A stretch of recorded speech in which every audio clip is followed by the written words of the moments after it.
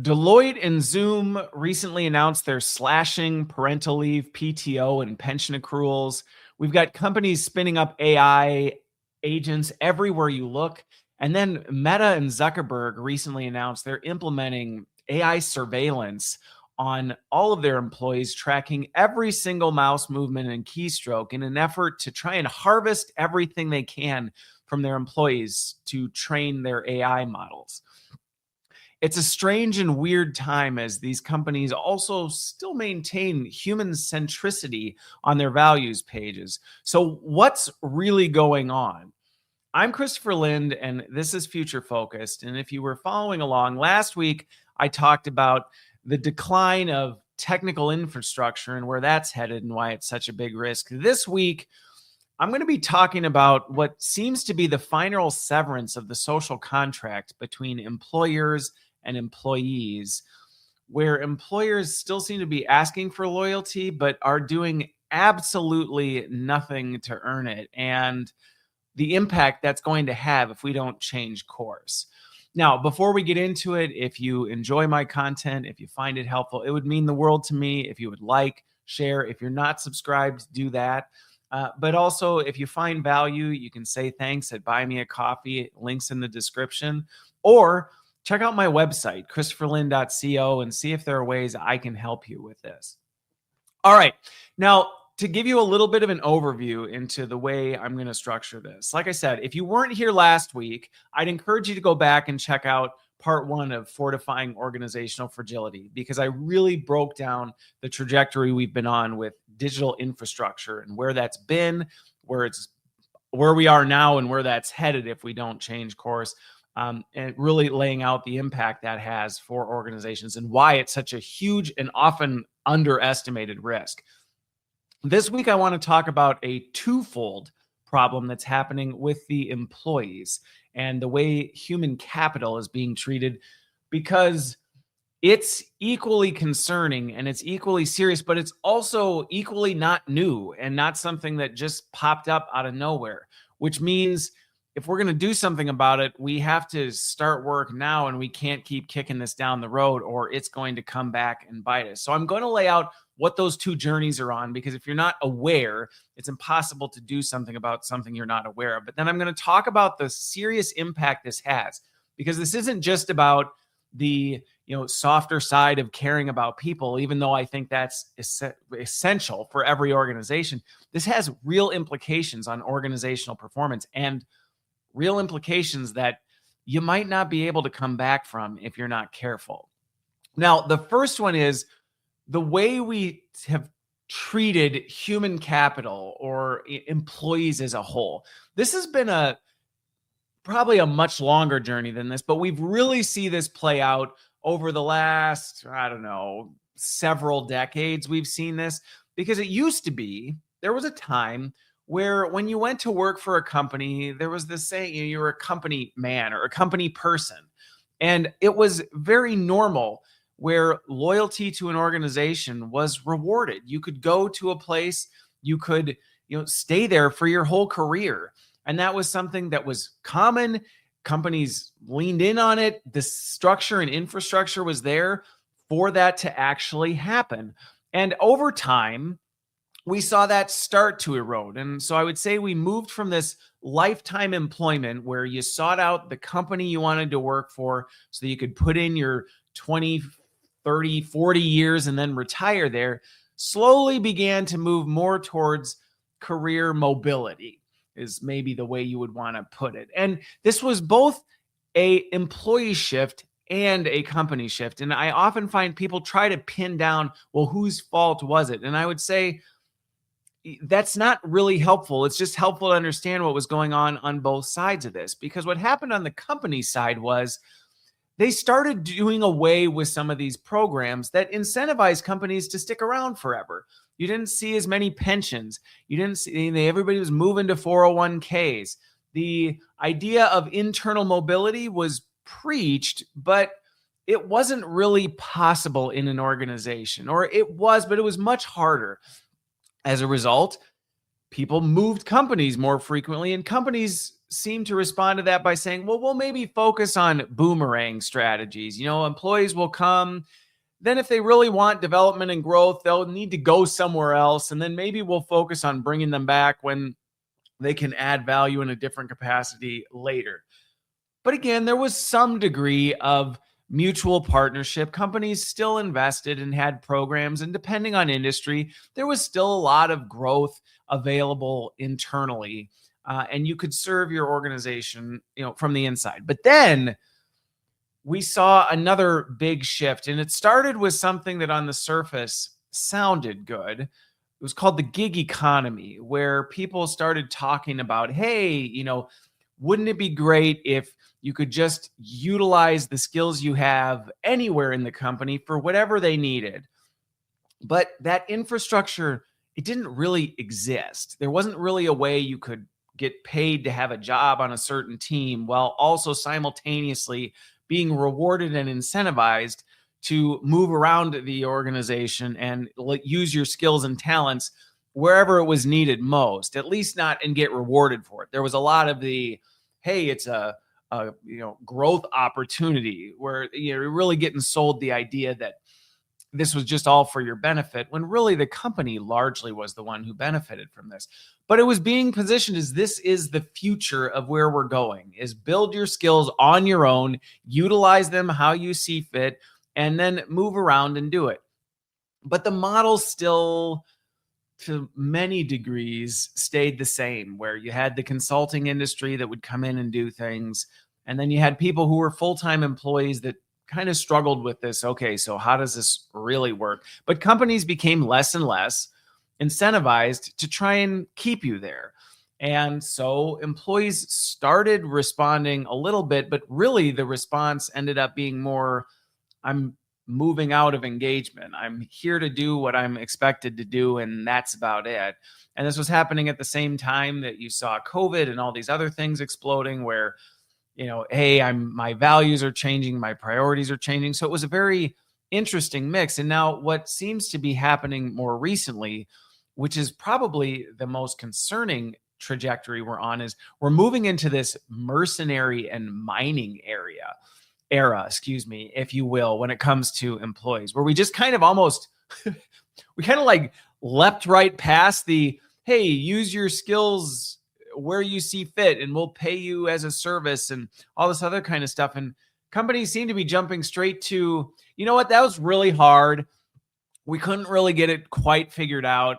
Now we have this AI thing here. What if we just slash all our benefits, make it not really a great thing to be an employee anyway, and hope that it all works out? And now we'll just treat employees as a service provider. Then you get the companies like Zuckerberg going even further, we're just going to basically treat you like a data mine that we're going to harvest and take absolutely as much as we humanly can from you as a human being. Track all of it in an effort to try and change AI. Maybe we'll use it to pay you, but hey, if we're going to pay you on every other Friday, we might as well get absolutely everything we can out of you, including what are you doing on a minute-by-minute basis, so that we can try and put together the patterns of how work gets done. So you can see this as a whole has been happening for decades and moving in a really, in my opinion, corrosive direction, where if you ask an employee anymore, what's the value of working for a company, they may struggle to even give you an answer, especially now that we're moving into this mercenary age where it's like, we're not even really going to offer you that many benefits. And by the way, literally from the moment you log on till the moment you leave, we're tracking your every movement. Maybe some of it's for surveillance, but really ultimately the goal is to learn as much about you as possible so we can just train you your future AI replacements. Not a real healthy environment that we're in. But now we need to talk about this second shift that's been happening over time that's compounding this problem.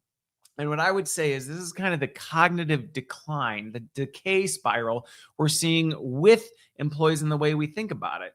Going back, and these ran in some ways in parallel, in that back in the day, whenever you want to call it, and to be clear, if you followed me for long, I'm not suggesting there was this nostalgic day of yore that was wonderful and everything was great. That's not what I'm saying, but it's about the change that's happening.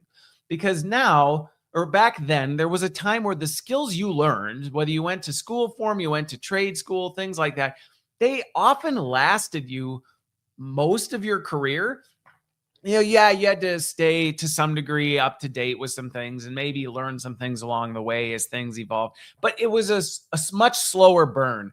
And so the skills you acquired, the skills you developed, you invested in on the front end, largely lasted you quite some time. And you had time to prepare for this. But that half-life, as we moved into phase 2, started rapidly shrinking to the point where many skills, at least on the surface, seem to expire every 2 to 5 years, which is far from a career. And so companies started placing this burden on employees. Now, there was a time where it was a little bit more shared, where it was like, okay, companies talked about the need to upskill and figure out how do we develop skills.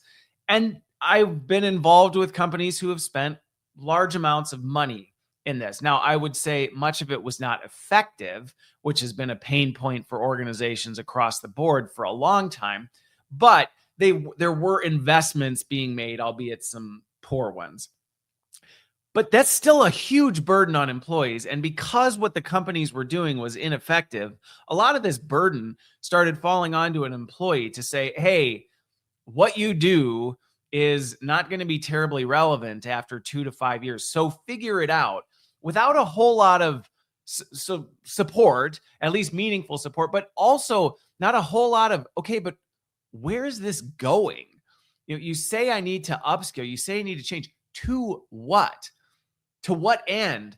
So this burden was placed on employees with very little understanding of what they were supposed to do with that and very little support along the way. And again, this has been building for years, decades even, on this, okay, how do we adjust to this? Well, at the same time, the skill trajectory or half-life has continued to shrink. It was 2 to 5 years, maybe 5-10 years ago. Now, it often feels like we're reaching a point where you go, well, what even is the half-life of a skill anymore? Isn't it going to completely vaporize before I even have the chance to develop it? Which is a very discouraging place. And it's very difficult for companies who go, do we even spend any money on people anymore? Are the skills that we invest in them even going to be relevant to us? Or is AI going to completely replace it? Like, we already weren't getting a whole lot of success out of our upskilling efforts.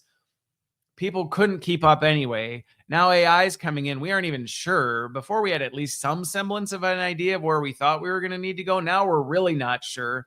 We aren't effective in doing it. And employees seem to be feeling like I'm at a loss.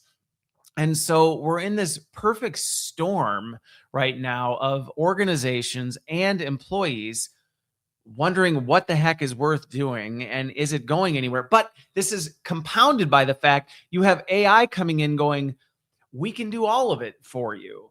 And it's creating this delusion that it can master all these things. It can deliver on all of these skills. And if you've been following me for a very long time, or even not that long, I go, this isn't really all it's made out to be. But what's happening is people are buying into this. And this is this durable skills delusion where people are basically giving up on development and just showing up, doing what's required of them because they feel like, what's the point anyway? Because skills are going away. AI is replacing me. I don't know what to do. The company's not really in on it. Companies are reducing their investment. They're not really sure what to do. And this is going to become exponentially more problematic because people aren't investing in their overall development, their overall cognitive growth as a whole. And when you don't develop this stuff, it atrophies. And that's my biggest concern right now is the fact that there is no sitting still. And so as people and organizations universally start to feel like development and skill focus and skill growth is pointless and choose to say, well, so we might as well offload 100% of our thinking and 100% of our infrastructure to AI, tying to last week, saying like, let's just hand it over to AI and we'll bring people in to kind of keep the checklist moving. This is not efficiency. This is going to be a override of humans who begin to just slowly waste away. And that takes me, so that's this trajectory that's been going on in parallel to what's been happening with kind of the whole job market, what's been going on with how skills and things apply. Now you talk about, this is the second part's just the actual cognitive development, the skill development of people over time has just continued to erode. And now we're moving away from even erosion into atrophy that's going to start happening. Now, this third part of this is, okay, I mean, if you've been following along so far, you're probably at least going, Christopher, that doesn't sound good. That doesn't sound like a positive thing that we should go, yeah, well, that's just kind of the way things are moving. And if you're feeling that way, you would be 100% correct. And my goal here, again, in this whole series isn't to be an alarmist or to freak people out, but to say this is a serious problem that you cannot just say, I hope it gets better, or this is just where we are, the pendulum swinging will swing back. Because there's some real fallout that's going to come from this if you just continue ignoring it. The first one is shattering people's trust is not something that you can just do. So this trajectory we're on is shattering trust at levels, I don't know that I've ever seen it quite at this. I mean, we've been in places in financial crises over the years where employees felt like they weren't necessarily valued. You know, layoffs have happened. That's not all new, but this level of permanence of, you know, you're of no value to us other than just to get the checklist taken care of that AI won't, and then give us whatever mining data we can steal from you while you're here. That trust shatter is going to last potentially permanently. And some of these companies, if you're a company that's considering going down these three paths simultaneously and going, I'm sure it'll be fine, you're going to shatter trust at levels that I'm not confident you'll be able to fully ever recover from. Now, I think that also leads to the fact that we're going to start seeing people just turn into ghost employees, and we're incentivizing it. That's the thing. You can say from the stage, we want you to be loyal. We want, we care and value you. You're an important asset to these companies. But when people go, really? I am? Well, there's absolutely no investment in me. You're cutting basically the lifelines that really were there to say, here's why you're an employee. I mean, we've gotten rid of so many just general perks, but now you're going to cut into the core of employee benefits that have been the standard forever. And then you're also going to start mining our data as though just surveillance should be a normalized thing so you can use it for we don't even know what.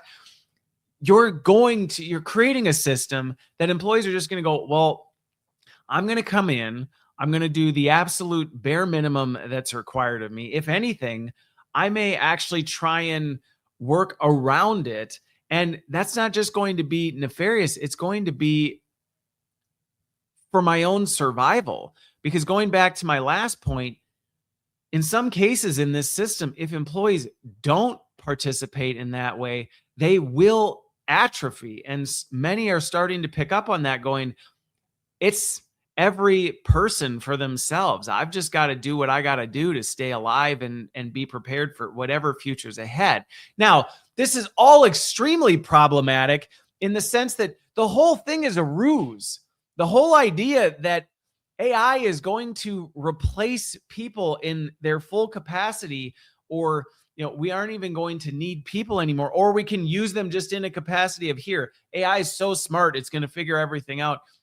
What you need to do is whatever it tells you to do. Go back and look at my content. Go back and listen to last week's session. Go back and look at anything I've written over the last, several years, and you'll understand this is not a reality. It's a ruse. It is a Ponzi scheme that is largely being put out there that tells companies, hey, you know what? You can just be a lights out office and you'll be totally fine. It is a physical impossibility to actually succeed if you go down this path. Enterprise complexity is not something that can be automated. And it goes back to the fact we fundamentally do not understand what goes into work. And if you know the work that I do, you know I'm not saying AI doesn't serve a purpose, that automation doesn't serve a purpose. Go listen to last week. I explained the whole point that, yes, the whole trajectory we've been on with digital infrastructure, a lot of it was a really good and valuable thing. We just let it go too far. And we're on the same trajectory with employees. We're on a very dark path of letting it go too far, thinking that we can run successful companies without any human judgment, and that letting people atrophy, we'll just mine what we can get out of them now and literally destroy the resilience and infrastructure you need to survive the digital tornado I talked about last week, because that's the reality. At some point, this is going to hit in full force. This is an F5 digital tornado that's been building for a very long time, that's about to wreak havoc on the corporate park. And if you let this happen with your employees and you continue down this trajectory, the employees you have left are either not going to be interested in doing anything to help you, or they're not going to be capable of it. They will have completely atrophied to a point where there's nothing I can do about this. And here's the most tragic part of all of this as well. All of this is extremely tragic, but one of the most concerning things is there's no Ctrl+Zing this. There's no way that you just idly look by over the next few years and allow this stuff to happen and then go, well, it's fine. In a few years, we'll just undo. We'll go back and untangle this. There's no undoing the ruse once it's been exposed. And the ghost employees you have, the skills will be gone. The atrophy will have happened. The employees that did say, hey, I'm just going to be out there fending for myself, they're not coming back. And despite your best efforts to try, it's not going to happen. Now, you may have listened to this whole thing and gone, wow, I thought you said you weren't an alarmist. I thought you said that this wasn't like bad. I did this whole series and I'm still deciding whether I'm going to make series 3 next week, but these two for sure, I am trying to ring an alarm bell that people need to pay attention to, because I am reaching a point where it is getting extremely concerning in the work I do to continue pointing out these 3 trajectories over and over and over, and have organizations and individuals go, we go through these cycles of change. Yeah, but that doesn't mean you just have to accept it, because the fallout of this will be catastrophic. It will be catastrophic. And you don't have to walk this path, which is what's going to take me to this last section of, so what? So, okay, fine, Christopher, what do we do? Well, the first one is, don't just be carried away with this drift that we're going on. Whether it's the digital infrastructure, well, we'll just kind of slowly let AI take over, and I guess we'll clean up the mess later from last week. Don't do it. Don't participate in the same system with your employees. Don't sit there and go, well, I guess we're just going to treat employees as mercenaries in an effort to harvest their data to contribute to the digital system Christopher talked about last week. No. Not only because it's not the right thing to do, it's not going to work. It is a Ponzi scheme that is going to leave you completely bankrupt. So do what you can right now to hit the brakes, to slow things down. And part of that is following through with what you say. Right now, the divide between accountability and responsibility is at levels I've never seen before. And some of it is having open and honest conversations with your employees and offering some level of agency by being honest about where things are going, and not only not participating in this, but being honest with employees about, hey, this is where we are. This conversation I'm having with you right now is a conversation every leader needs to be having with their teams. Not to say, hey, everybody, we're on the Titanic, we've struck the iceberg and we're going down. And I really sincerely hope that you don't walk away from these 2 episodes that I've done and gone, yeah, well, we're on the Titanic, we're all going to sink. That's exactly the kind of thing I'm trying to push against, to say, be aware of what this is, and then start instigating stopgaps to slow the trajectory of this and actually reverse it, because all of these things can be reversed. This is not an inevitability of where we're headed, regardless of who you are. But the first thing is actually being open and honest with people, so you can invite the people in to start saying, hey, let's talk about what we do about this, which ties to the second point of this, which is you've got to start understanding skills and the way work happens in your organization. It doesn't matter who you are, whether you're a leader trying to figure this out in your team or your org, or you're an individual who's just largely going through the motions of your job. You have to deeply understand, what is it I actually do and why, and what does it require for me to do it well? Because the reality is, it doesn't even matter. Zuckerberg can put surveillance on everybody's keyboard and mice, and even if he's somehow successful in monitoring and tracking everybody every day through everything you do, it's going to be nothing but a bunch of hollow data, because AI does not have context. It does not have understanding. It does not know why people are doing, and there's far too much unpredictability. And that's the biggest problem that is going to happen if companies don't really see the value people bring, is that once you get to a point where you're just repeating patterns, somebody else that actually leans into humans is going to go, I'm going to go left when everybody else is going right. And they're going to completely cannibalize and take over what's happening. And the only way you're going to know what that looks like is actually leaning in and saying, so let's actually talk about what work happens. What do people really do here? Let's find those durable skills, because that's going back to my point of the skill shift. Yes, there's a degree of a half-life that's happening. Yes, some of the things you used to be able to do and just push the button on the widget for 40 years and then retire. Yeah, that's going away. Sure. But the idea that the important things that you do no longer matter is a complete ruse. It's a complete ruse. There are durable skills. Yes, you'll need to adjust and adapt them, but the core of what people do, the core of the value people bring to the table is still there. It always has been, and it always will be. And so, but as a leader, you need to work with those people, understand the work. And as an individual, you need to take a closer look at your work and not defend the nonsense that really could be handled, or at least just managed by AI and overseen by you. You need to be honest about that, because if you're defending the way you input data into a spreadsheet or a form, well, that's a challenge that you need to overcome and realize that's not something I should be defending. But we need to have a much better understanding of the skills and the way work happens, so that we can figure out, where does it make sense on this? Where is it reasonable to maybe have some sort of mercenary approach to what you do, while also at the same time going, yeah, but we also need to have employee loyalty. We need to have people that we're investing in and building talent mobility and doing succession planning and doing our workforce planning around this stuff. We can't just have mercenary employees and AI agents running a company, or it's only a matter of time before it collapses. And all of that builds up to the fact that we need to have a much stronger trust anchor.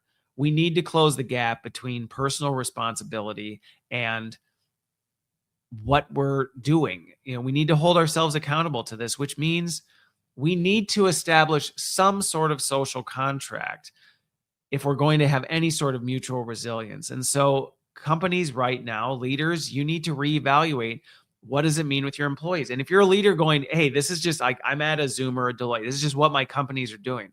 Okay, that may be an environment you're in. Then sit down with your teams, be open and honest, and say, here's where we are as an organization. So what are some of the things I can do as a leader to support you in your ongoing development, knowing that maybe the tenure and the security that you once had in this organization is no longer here.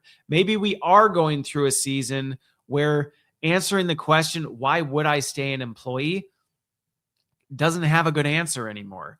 And working with your teams while you have them to say, so let's talk about, how do we maximize the environment we're in? How do we invest in you as an individual so that you're prepared should you make a choice to move forward or move on to something else? or so that you can supplement and augment what you're doing here while also serving the organization in the environment we're in, which also means that you as an individual have to be honest with that. And you can't just defend the status quo and go, I demand that the job I have be secure forever and my skills be secure forever. They're not. They're not. And so you have to start actually doing the examination to say, so how do I work in that? So when your boss does approach you and say, hey, what can we do to work in this environment that we're in?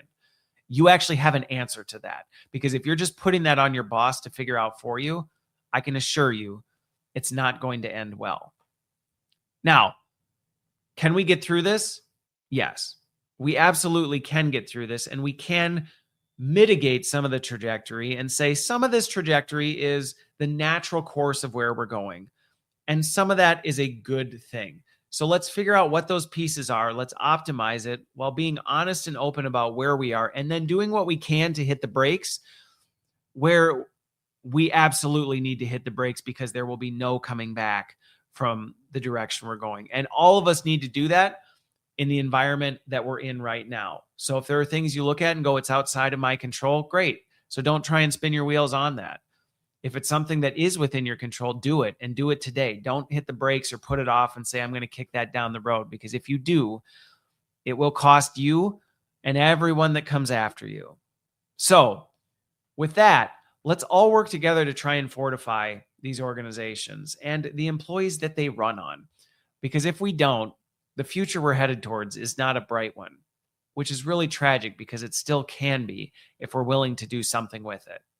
With that, I'm Christopher Lind, and this has been Future Focused. We'll see you on the other side.